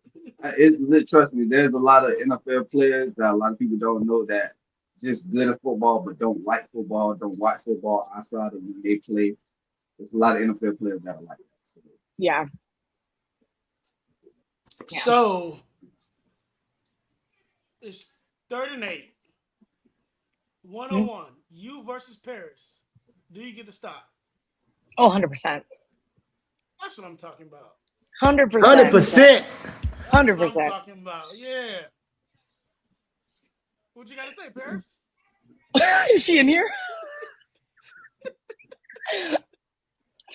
listen. I pride myself on not getting stopped. No. Tell him you would jam him. Oh, I would 100% jam you. Trell, you couldn't even jam me, Trell. I wasn't playing DB no more. I was playing running back. Yeah, When we it's was okay. at I would liquor 100%. store, you tried to jam me. You see what happened? I don't remember. You remember too. Anyway, okay, last question. What are the next steps to help the WNFC grow, in your opinion? I think a big part of it is coming from the teams. I think sometimes there's some teams, like our team's kind of getting better at trying to get more into the marketing, versus there's been some teams like Texas and Kansas City and Rebellion who have just been brilliant at marketing and really kind of getting their name known. The other thing is I think what kind of getting people known is trying to get them more involved in the communities and actually make it a thing, because I grew up in Salt Lake my entire life. Apparently the Utah Falcons has been around for 14 years and I didn't know about it until probably about 2 years ago. And that's something that's kind of a bummer, where I'm just like, this is really cool. Why did I not know that we had a professional women's tackle football team in Utah? So it's just not really well known or talked about. And I think if we could really do better at expanding the marketing and getting more involved in the community, and getting that like voice out and kind of really promoting girls in sports, I think that would be huge. And the other thing is I think we should definitely have a branding, because I think a lot of times you hear women playing football and there's like this weird thing that you're like lesbian and butch and like buff. And I think there's still like femininity, like you can do like be it all and still be in football. And so kind of breaking some of those stereotypes like within football to really start breaking those barriers so people want to come and people want to learn more about it, if that makes sense. Yeah, that makes sense. Okay, Is this a sport you can see? Is this a sport you can see yourself playing long term? Yeah, like I do. Playing like another 4 or 5 years. Yeah, no, I do. I love this sport. I didn't actually think I would love this sport because I did not have hand-eye coordination at all when I joined. I mean, I played soccer. I definitely had my foot-eye coordination, but I could not catch a ball. I still cannot catch a ball to save my life half the time. I mean, you second in the league in picks. I'm working. Yeah, that's fair. That's fair. But don't put me a receiver. Do you see yourself watching even more football now that you're actually playing in it? Yeah, that's like the one thing that's been interesting is actually I've wanted to start watching football even more, and I understand it a lot better because I actually understand what they're trying to do now versus before I'd be like, why do they keep running up the gut? Like I watch really big fan of the Utah Utes, and their famous plan is up the gut like probably twice, and then they try and do a throw pass. And I'm like, why are they doing that? That's bullshit. And now I'm like, oh, okay. I understand now. I should stop yelling at poor Coach Witt. Right. So, what is it like with the Utah fan base at your games? Are you guys getting a lot of sold out, packed crowds, or how is it with the community, as you were mentioning earlier? I think it's getting bigger. The one thing I've noticed is there's been a lot of people who've come and showed out for sure, who have made the atmosphere very different. And I think, especially when you play at home, it's a very different atmosphere for every team because you have your fans behind you. And I've just noticed the crowd growing bigger and bigger and bigger. And then, of course, you have the Pollies who have all their friends and family who are just like always Yeah. just kind of sitting there raging. Like, I think there's one girl on our team who sold single-handedly like 70 tickets to her friends and family. I'm like, I can't compete. I can't. I was like, good for you. It's like I can't compete, but yeah, they really get after it. They're awesome too. They cheer for both sides, and they just are there for a good time. And it's a fun atmosphere with the crowd. So you guys are So, hosting Yeah, playoffs this week, right? Okay. yeah, we are. So yeah, we host it here. We play Friday, and then we play Sunday if we win. So it's us versus KC at 6, um, LA versus San Diego at 2 on Friday, and then whoever wins both games plays Sunday at 5, I believe. so is your? I know you say your father is more excited to it. Is your mom gonna come to the game? Nope. Still not. Okay, Greta though, That's crazy. I will give her a pass. She's never been into sports.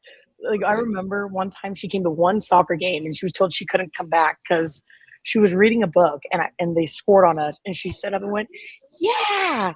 And they said that was the other team, but she just was. My dad said she's not allowed to come. He's like, "You're not going to Oh, embarrass me again." that Okay. is Okay. funny. Well, you should expect an even bigger crowd now this weekend with Yeah. 3 other teams coming in. So No, it's it's gonna going to be be awesome. crazy. No, it's definitely going to be interesting to see it filled out because Salt Lake's really pretty too. And the stadium, we have a new stadium this year. We used to be over at Cottonwood High School, but we're actually at Judge Memorial and it looks over the city. So you just see like the really pretty city and then it's over the sunset because uh, it's on the west side of the school, which is beautiful, but sometimes unfortunate with the sun exposure on the field. But it's a really pretty view of the city. That's awesome. Okay, well, thank you for joining. Yes, thanks for having We me. will be tuned in, watching you guys play against Kansas City. Okay, Best of luck. Stay healthy thank you. and get the victory. Okay, thank you so much. And thank you for having me on the Yeah. show. Yeah. Good luck. Good luck You're in the Look, welcome. playoffs. look, playoffs. Thank you. Have a good one. Bye bye. You too. Bye. Sure, Round of man. Why you be setting applause. these folks up like that, bro? Can we give a round of Come applause? on. Can we give a round of applause? Come on, bro. I'm finna start. I'm finna listen. Next time we get a linebacker on here, I'm finna tell her, hey, You one could on have asked one Coach Johnson. at the goal line, You could and you have asked smack Coach his fat Johnson. ass, ain't no. One, hey, at the goal line, you gonna smack his fat ass, ain't no. Yeah, I'm finna add. I'm finna put you You on the could have spot. asked. You could have asked Coach Johnson. She played both ways. She played linebacker and running back. See, I would, but she would mainly talk about running back with her. Yeah. But what you mean? What's that gonna do? What you mean they gonna do? They gonna tell they real feeling. Yeah, I'm gonna smack him, make him fumble. What you what you gonna ask him? Would you smack his fat ass? He'll hit you with an insult.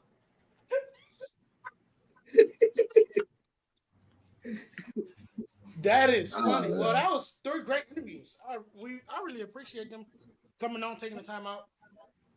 This Thursday, Friday, Saturday, and Sunday is gonna be interesting.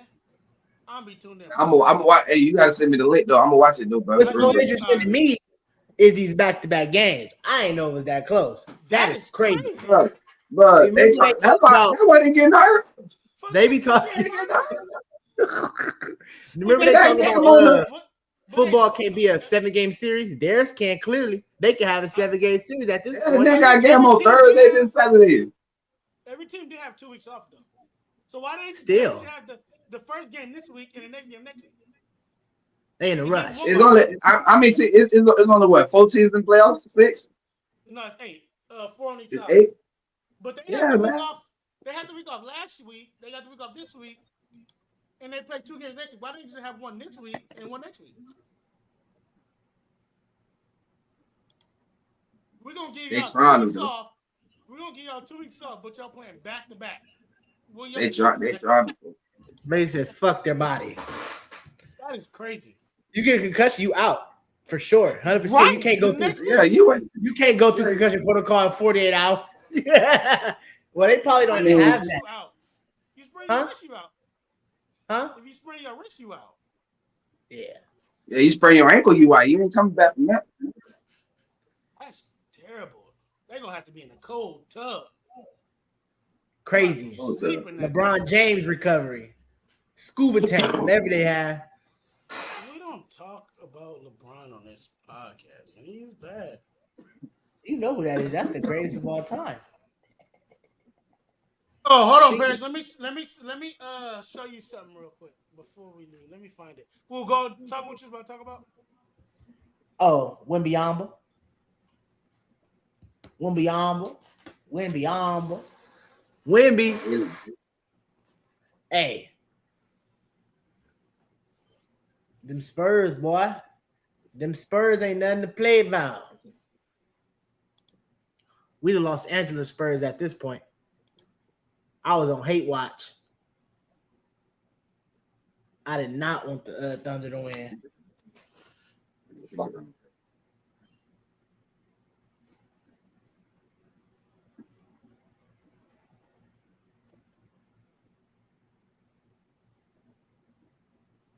Hello? What are y'all doing? What you trying to show me, Jit? Hold on. I'm looking for it right now.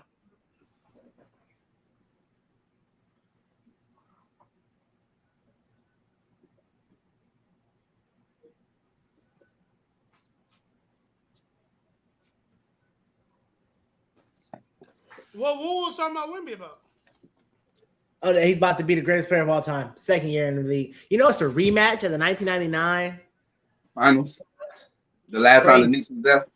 That's the last time the Spurs won. That's why I feel like the Knicks gonna win. No, it ain't. That's the first time they won. That was started the dynasty. What? 99 was started the dynasty. That was the first time the Spurs won, right? Yeah, I thought you said that's the last time they won. I mean, yeah, that's what I meant. That's the first time that they won. Yeah, and that's the last time they been to the championship. It's gonna be the first time the Knicks win in a long time. You think the Knicks won?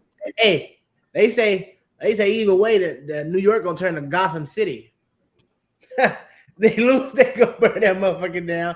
They win, they gonna burn that motherfucker down. Stephen A. Smith gonna have a heart attack on the goddamn first take. Spike Lee gonna be on the front seats. Timothy Chalamet, that's the new actor, upcoming actor.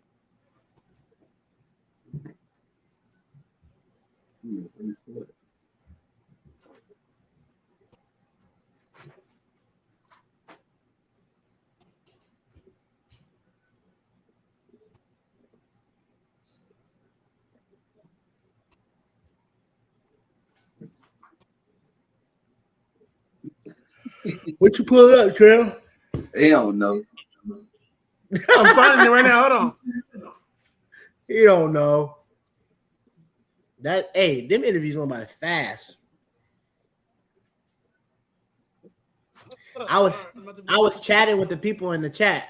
That's what I was doing. No, you wasn't. Stop lying. Yeah, I was. You say nothing. What you said? I was texting them from the Reading React post page. What you were saying?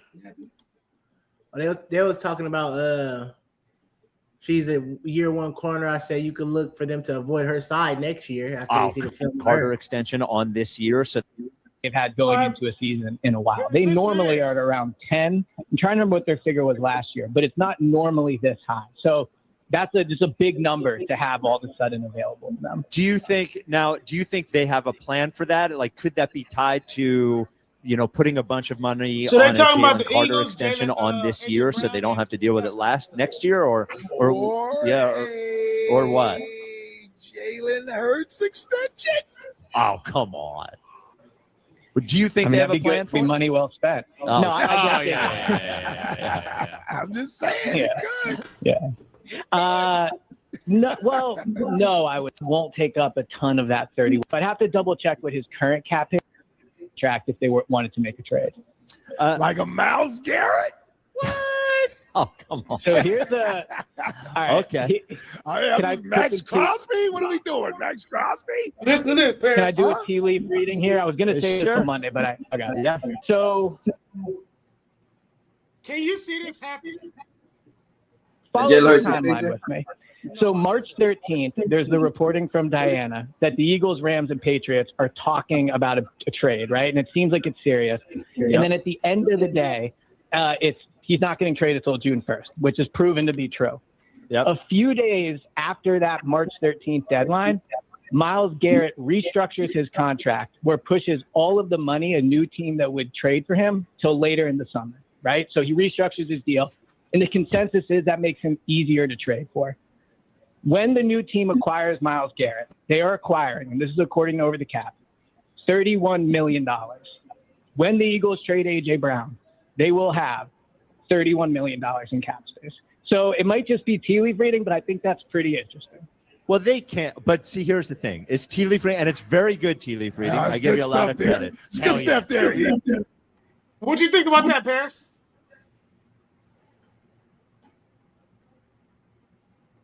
Can Hold you on. see that happening? Yeah, for one, I don't see the Browns giving up Myles Garrett. I can see y'all greedy ass niggas trading for him, trying to trade him. I don't see the Browns giving him Myles Garrett. But then if let's just say hypothetically, if the Browns do give him up and y'all do trade for him, y'all gonna have to give up at least 2 first-round picks. Plus Right, pay him so- that $31 million. So he's saying if we get And hold on. first, he's saying if we get AJ Brown get a first AJ Brown, get that in our next year's first round pick, and send Y'all ain't getting the first, but you ain't getting the first for AJ because everybody know you gotta trade him, bro. I'm not gonna give you what you want when I know you gotta let him go. Who told you to remove that? Well, I'm not done yet. We still got more to go. But Y'all still talking, and you small. But But so no, if we get but the first AJ, if we get a first from AJ next year first, and he said he'll put in before he didn't say it just now, but before he said he'll put in Nolan Smith to get Myles Garrett. but still, what are y'all doing with Jalen Carter, So hold on, let me keep playing it. This Cooper would be crazy. DeJean, Quinyon Mitchell? Like y'all can't pay This would be everybody. crazy because that'll mean Jonathan Grenard. He gonna say it right now. Good stuff. But Thank let you. me bring everybody back to reality Oh, just why? for once. I'm Boo. sorry. Could you imagine? Now, Elliot also believes they're going to extend Jalen Carter. So what we're saying is we're going to pay Jonathan Grenard $25 million. We're going to pay Jordan Davis $27.5 million. We're going to pay Jalen Carter $32 million, and then we're going to pay Myles Garrett $31 million, all on the defensive line. While on the offensive line, we're paying Landon Dickerson. We're paying literally everybody except for Tyler Steen. Hey, if the Eagles can pull that off, Paris, Y'all gonna try. I give y'all we did greedy it ass with the niggas that. O-line. We did it I with give the y'all O-line. greedy ass niggas that. But We did it with I the just for O-line. We did one, it with the skill players. but still though, for one, Jalen Hurts. I don't know if y'all extend them. Y'all have been known to let go of So successful guys in if y'all we don't organization. extend him, we might as well get Myles Garrett. And that's gonna have to happen. That'll be the only way y'all keep everybody and pay Cooper DeJean, Quinyon Mitchell, Jalen Carter. Like, but y'all got niggas, y'all gotta pay, bro. Y'all got niggas, Cooper y'all gotta DeJean is pay. not getting corner money though. He's gonna get safety money most likely. But still, safety money is still 20 plus. That's cool. The cap is going up too though. Yeah, but still though, man. Y'all still got other niggas that gotta pay. Like Jalen We Carter is did gonna it be it. on offense. Lane Johnson, Jordan Mailata, Landon Dickerson. Hey, We did them. Hold on. you wanna know why? Because Jalen Hurts was still under that rookie deal. No, he wasn't. And He was making $50 defense million a year. and a lot of y'all defense was still under that rookie deal. Okay, Y'all but Lane now y'all Johnson's about to defense be gotta get gone. paid. He's about to be gone. Who? Right? Lane Johnson, after this year, he's going to be gone. Landon Dixon might retire. He was going to retire this offseason. Jalen Hurts might be gone. A.J. Brown's already gone. I can see it happening. So you saying Lane gonna be gone? You think Lane out of here? Lane is going to most likely retire. He was thinking about retiring this year. So how many years you give him? How many years you give him? I give him this year for sure. It depends how do we go. We win the Super Bowl, we go deep in the playoffs, he's done. We lose, we don't make the playoffs, he's done. See, y'all have to. It ain't gonna lie to you. That's basically for sure saying Jalen Hurts is gone. How? If we don't make the playoffs, he's gone for sure. So what y'all can't pick, y'all literally ain't gonna be able to have all those players, bro, because all those players gonna be at top value money, and a lot of those. We just did it for offense. But again, those linemen some of those linemen ain't garnering the top dollar market like these other positions, like that D lineman money, that corner money, like that D tackle money, that corner money. Them niggas is with the quarterbacks. We paid Jalen Hurts $51 million. We paid Devontae Smith. What did he get? $26 million. We paid AJ Brown $32 million. We paid Lane Johnson, top of the right tackles. We paid Jordan. Yeah, top of the right tackle is in the 20s. That's ain't nobody money. But D line money gonna be in the 40s. They already got paid. Jordan Davis is already paid. Jalen Carter. Already paid. But Jalen Carter, that's what I'm talking about. Carter's not getting 40. He has too much. He missed too many meetings. He's gonna get paid 30-something. Nah, if he have a breakout year this year, he gotta get it. He's getting 40. He can have another breakout here. But we had that, and we had Dallas Goedert getting paid. We had Saquon getting paid. We paid 4 to 5. But that's my thing. But that's my thing. Y'all literally gonna be who all y'all gonna be losing? Who all y'all gonna be losing? Lane, Saquon, Jalen Hurts possibly. That's what I'm talking about. So that's what I'm saying. Y'all literally gonna be losing. Like, okay, not even counting, not counting AJ Brown because we know he's going. But everybody else, y'all literally gonna be. That's key pieces of y'all offense. Key pieces of the team, not even the offense of the team that brought y'all success. Yeah, but that don't mean we can't pay the defense because they gone. No, y'all will be able to pay the defense and speak about them niggas gone, yeah, for sure.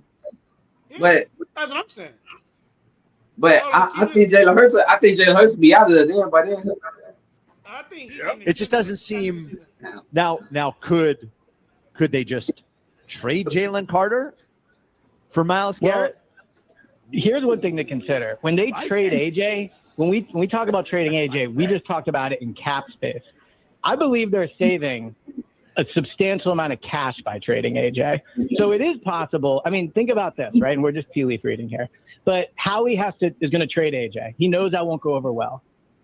Imagine a world where he takes that first round pick and flips it for Myles Garrett the same day. Bro, right? let me tell you. So Paris, we get the first round pick for AJ and we trade Jalen Carter and the first round pick for Myles Garrett. That'll work. That'll work. Because again, you're talking about Myles Garrett. Jalen Carter is going to get that. Jalen Carter is going to get that money. I'm saying Jalen Carter is going to get paid, bro. Jonathan Gennard, Jordan Davis, Moro Ajomo, and Myles Garrett. Get off that golf course. Listen, Ike. What? I run from the tee box. I don't see the Browns. Run from the tee box. Don't hurt yourself. Matter. But hold on, this is a perfect Howie Roseman type of move. Oh, could you imagine losing a star player like? If Myles Garrett is truly going to be on the market, you have to include the Eagles in the conversation. Sure. Now that's 2 first-round picks for Myles Garrett. I agree. So what? I'm just saying it is. I agree. But it's kind of only one if you're flipping the AJ pick. I know I don't see y'all getting a first. You're only really AJ. losing one then. It's more like AJ in a first-round pick. Yeah. I don't see y'all getting the first AJ. So anyway, I just thought that was an interesting connection. Man, if everybody knows you got to get rid of him. Well, we need to keep him then. We don't have to do nothing. Okay, bring him back into that locker room after all that shit that went on there. Watch y'all season implode. Bring him back. Bring him back. Bring him back. Watch y'all season implode. Like the GM's brother in Cleveland used to work here, right? And his brother works here now. Yeah. Yeah, they aren't. They're in the conversation. I don't know if they get it done, but they're in the conversation for Myles. Well, and another thing to consider. He's a generational pass rusher. Another thing to consider is, as far as unless it happened today and it's not been reported, Myles Garrett has not been in Cleveland for OTAs. Right. Todd Monken, the head coach, was asked, "Have you talked to Myles?" And he said Garrett with a question mark, and then like no. It was And then Miles Davis.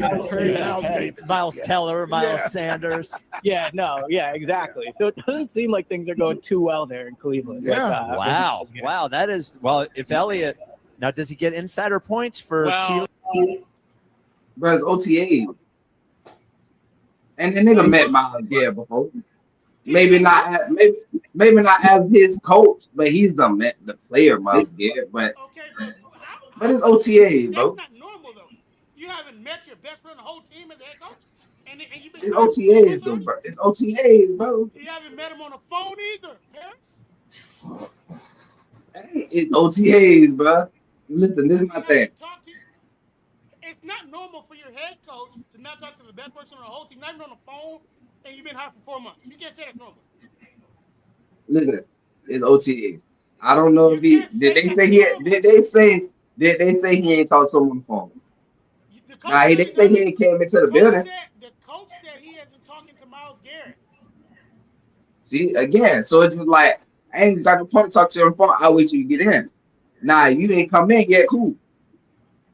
Come on, bro. Like, you ain't come in we yet. I have to see. I have to see. Has Miles Garrett ever been in OTAs? Ooh, what you think about this? Y'all gonna do it? Hey, cause look, this is gonna happen. This is gonna happen. If y'all do get them, y'all not keeping that team, the team or whatever y'all is. They ain't gonna keep that for years. They gonna do that to get a Super Bowl. That's what it is. It's Super Bowl now. And as soon as y'all win it, y'all gonna get the flipping shit. Y'all might flip his ass. Bye. I was all right. Thank you. Why would we just trade AJ Brown to the Browns?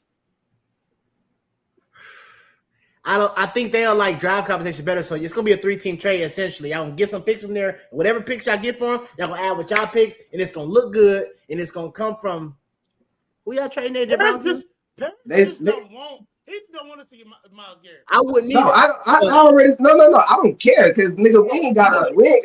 Y'all letting him our way to get to the Super Bowl, nigga. To the Super Bowl again. I know. That's why. No, what I'm saying, nigga, y'all we ain't gotta go through y'all to get to the Super Bowl, so I don't give a fuck. This is my thing. And shit, y'all helping us out just get the Browns be good. So listen.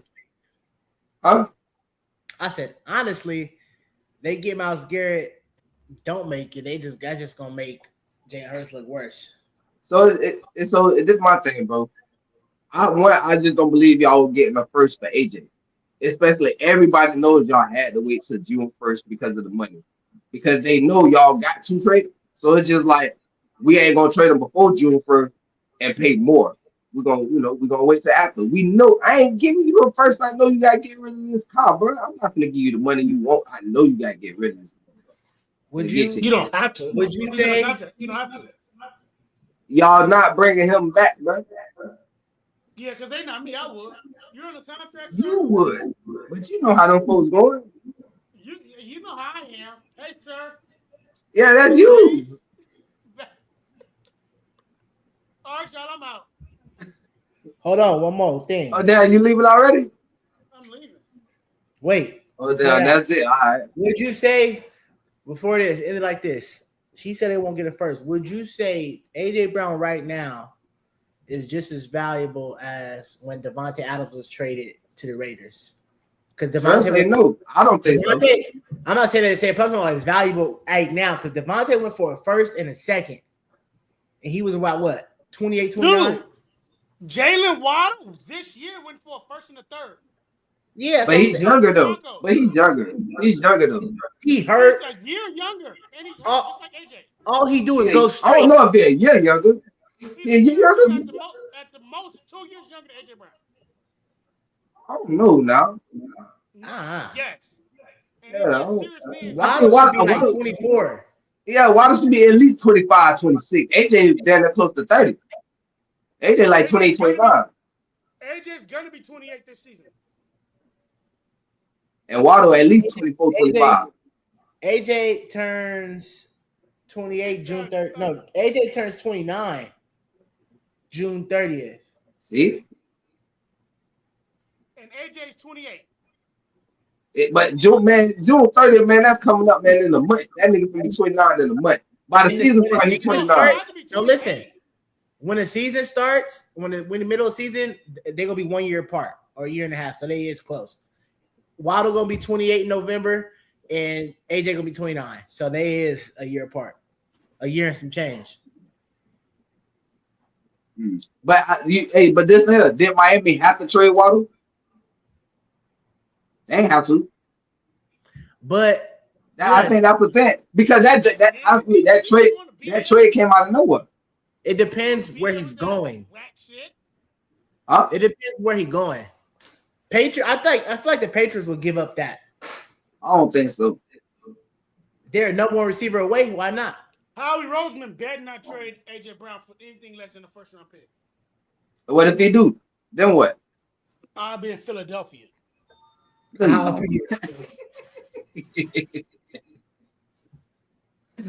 right, there, my boy. My boy. We out of here. Yeah.